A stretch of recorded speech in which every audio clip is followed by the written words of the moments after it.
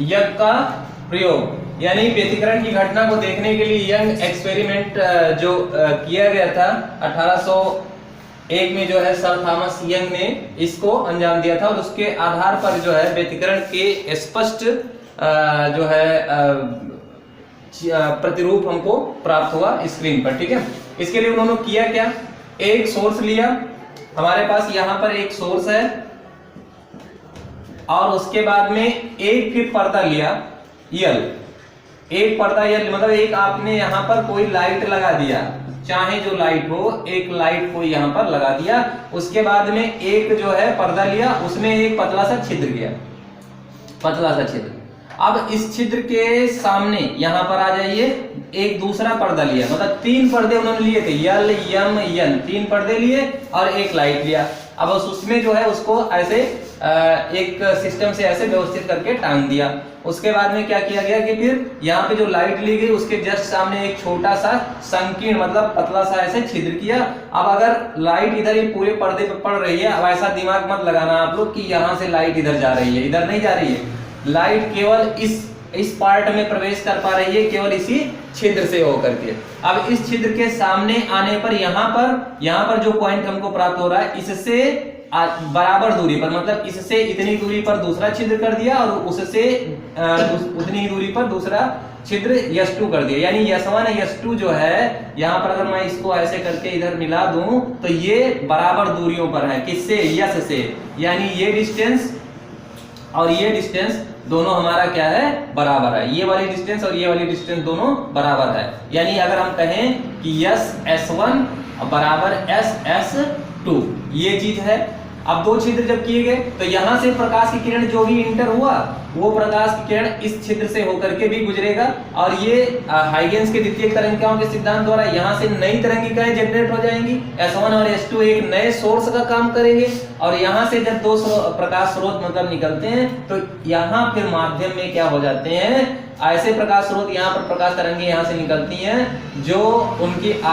जो है आवृत्ति क्या होती है, समान होती है और फिर उनका माध्यम में अध्यारोपण हो जाता है। अध्यारोपण के बाद में कहीं पर तीव्रता अधिकतम, कहीं पर तीव्रता न्यूनतम हो जाती है। तो ये चीज हम बस वही स्क्रीन पर प्राप्त कर लेते हैं पर्दे यन पर, जहां पर कहीं पर अधिकतम तीव्रता, कहीं पर न्यूनतम तीव्रता होती है, ये चीज। ठीक है, ये अब फिर आप देखिए जैसे जो हमारे पास सोर्स मतलब लाइट थी, वहां पर आपका क्या होता है, आप थोड़ा सा इमेजिन करो, मान लीजिए आपके पास आप कहीं पर पानी, साफ पानी मतलब ठहरा हुआ पानी है, शांत जल जिसको हम बोलते हैं, वो भरा हुआ है, उसमें आप पत्थर एक फेंक दोगे तो पत्थर फेंकने से क्या होगा, वहां पर वेव जनरेट हो जाएगी, है ना, ऐसे करके एक डिस्टरबेंस क्रिएट होगा जो किनारों की तरफ धीरे धीरे ऐसे प्रोपोगेट होगा, मतलब एक वेव जनरेट होगी और वो वेव जो है लगातार किनारों की तरफ बढ़ती जाएगी। तो जैसे वहां पर वो वेव जनरेट होती है, एक भाग उठ जाता है, एक भाग दब जाता है, उठे हुए भाग को श्रिंग कहते हैं, दबे हुए भाग को गर्त कहते हैं। तो जैसे वहां पर एक श्रिंग बनता है, एक गर्त बनता है, उसी तरह से हम इसको भी वेव मान रहे हैं ना, बिकॉज यहाँ पर हम क्या कर रहे हैं कि लाइट को एक वेव मान रहे हैं और अगर लाइट को वेव मान रहे हैं तो मतलब वो ऐसे ही चलेगा, उसमें भी श्रिंग और गर्त बनेगा ही बनेगा।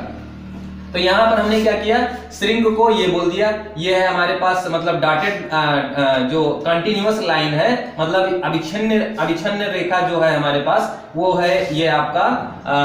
हम कह दें इसको श्रिंग बोल दिए हैं,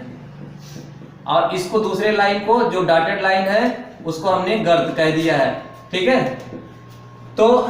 अब आगे जब यहाँ पर हमेशा मतलब वेव कैसे प्रोपोगेट होता है, एक श्रिंग बनेगा, एक गर्त बनेगा, तो ऐसे ही यहाँ से देखिए ये हमने जो कंटिन्यूअस लाइन की है और एक मतलब फिर डॉटेड लाइन की है, तो पूरे मीडियम में एक कंटिन्यूअस, एक डॉटेड, एक कंटिन्यूअस, एक डॉटेड, फिर आगे एक डॉटेड, तो फिर कंटिन्यूअस, फिर डॉटेड, फिर कंटिन्यूअस, मतलब वही चीज ये वेव प्रोपोगेशन का मतलब बता रहा है, तरंग संचरण को दर्शा रहा है कि तरंग कैसे संचरित हो रहा है। ठीक है, अब अगर यहां से तरंग संचरित हो मतलब इस सोर्स पर आएगा, यहाँ पर तरंगिकाएं जनरेट होंगी और ये जो मतलब इस तरह से ढेर सारी अलग अलग दिशाओं में प्रकाश की तरंगें चल रही थी, वो केवल अब एक डायरेक्शन में हो जाएंगी इस स्रोत से, और एक इस स्रोत से निकलेंगी प्रकाश तरंगे, है ना, इस स्रोत से निकलेंगी। आगे आपका क्या होगा, मतलब 2 छिद्र होगा, तो एक डॉटेड, एक ऐसे ऐसे ऐसे करके यहाँ तक जब पहुंचेंगी ना, और ये दोनों बराबर दूरियों पर हैं, तो इन दोनों छिद्रों से फिर क्या होगा, प्रकाश किरण इधर इंटर करेगी इस वाले खाने में ना। ये अगर आप पहला बोल दीजिए, दूसरा बोल दीजिए, तो पहले में जब इंटर किया प्रकाश की तरंगे, और उसके बाद में जब दूसरे में जाएंगी तो किससे होकर के जाएंगी, छिद्र S1 व S2 से होकर के जाएंगी। और दूसरे में भी उसी तरह से संचरित होंगी, एक आपका कंटिन्यूअस लाइन, एक डॉटेड लाइन, एक कंटिन्यूअस लाइन, दूसरी डॉटेड लाइन, इस तरह से ये ऐसे प्रोपोगेट होंगी। अब क्या होगा, इस वाले खाने में, दूसरे वाले खाने में, पहले वाले खाने में व्यतिकरण इंटरफेरेंस नहीं होगा। क्यों नहीं होगा, क्योंकि यहाँ पर एक ही सोर्स ऑफ लाइट है, एक ही तरंग है, तो एक ही तरंग का अध्यारोपण होने का कोई मतलब ही नहीं है, वो हो ही नहीं सकता। कैसे अध्यारोपित होने के लिए कम से कम आपको 2 तरंगे होनी चाहिए। तो अब यहाँ पर दो तरंगों का मतलब 2 सोर्स होना चाहिए। तो अब यहाँ पर जो है 2 सोर्स भी अपने पास हो गए, S1 व S2, और यहाँ से एक द्वितीयक तरंगिका निकलेगी, एक द्वितीयक तरंग निकलेगी, और एक यहाँ से द्वितीयक तरंग निकलेगी, और दोनों की आवृत्ति भी समान हो जाएगी। और उस स्थिति में और कलांतर भी नियत होगा। कलांतर भी क्या होगा, नियत होगा, या कलांतर शून्य होगा। कलांतर नियत हो या शून्य हो, बस हमें यही मतलब ये सब जो इतने सारे पर्दे हमने टांगे हैं, केवल और केवल इसलिए टांगे हैं ताकि हमारा जो स्रोत है वो कला संबद्ध स्रोत हो जाए, उसके बीच में कलांतर न रहे। तो यहाँ से जब हम इस तरह से व्यवस्था ले लेंगे तो हमारा क्या हो जाएगा, यहाँ पे कलांतर नहीं रहेगा। और कलांतर नहीं रहेगा तो फिर आपका जब अगले इसे द्वितीय खंड में क्या हो जाएगा, व्यतिकरण की घटना हो जाएगी। और व्यतिकरण की घटना होने में क्या होगा कि माध्यम में तीव्रता का परिणामी अध्यारोपण से माध्यम में परिणामी तीव्रता का पुनर्वितरण हो जाएगा। कहीं पर तीव्रता अधिकतम, कहीं पर तीव्रता न्यूनतम हो जाएगी। तो अब आप देखिए, जब आपका एक ट्रफ और एक क्रस्ट मिलेगा, एक ट्रफ और एक क्रस्ट का मिलने का मतलब है कि जैसे वहीं पर समझिए, आप मान लीजिए कि कुछ इस तरह से थोड़ा सा इमेजिन अगर कर पाओ कि आप 2 बॉल ले लो, ठीक है, 2 बॉल ले लीजिए और पानी में उसमें ऐसे डंडी बांध लीजिए, दोनों बाल में ऐसे डंडी बांध लीजिए। इतना बड़ा बड़ा बाल अगर आपके पास हो तो दोनों में एक ऐसे डंडी बांध लीजिए, और जो शांत पानी भरा हुआ जल है उसमें आप ले जा करके दोनों से ऐसे धीरे धीरे ऐसे डिप करके जो है तरंग जनरेट करिए। कौन सा, वही मैकेनिकल वेव, जो जल तरंगे होती है उनको जनरेट करिए। आप देखेंगे कि जब पानी ऐसे ऐसे आप कर रहे हो तो उस स्थिति में कुछ इस तरह से संरचना बन रही, मतलब जहां पर पानी उठा है, जहां पर पानी उठता है तहां ज्यादा उठ जाता है, और जहां पर पानी दबता है वो ज्यादा दब जाता है। तो ये चीज मैं समझाने की कोशिश कर रहा हूं। कहने का मतलब ये है कि परिणामी तीव्रता का आयाम आप जानते हो I डायरेक्टली प्रोपोर्शनल होता है एम्पलीट्यूड, यानी इंटेंसिटी ऑफ लाइट या intensity of wave directly proportional होती है एम्पलीट्यूड ऑफ वेव। तो जो आयाम के बल के अनुपाती होता है। तो जैसे ही आप अगर आयाम बढ़ जाएगा, आयाम बढ़ने पर क्या होगा, देखिए जैसे आपके पास ये वेव ऐसे इस तरह से चल रही थी, अब